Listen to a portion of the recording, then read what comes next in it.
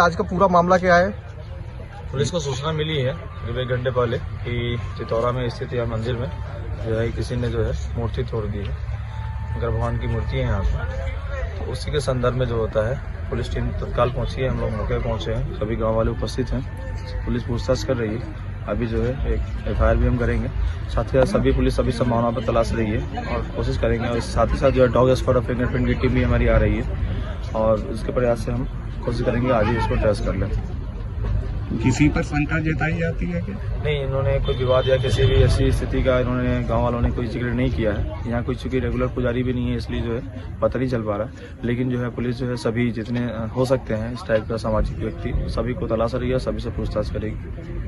ठीक है।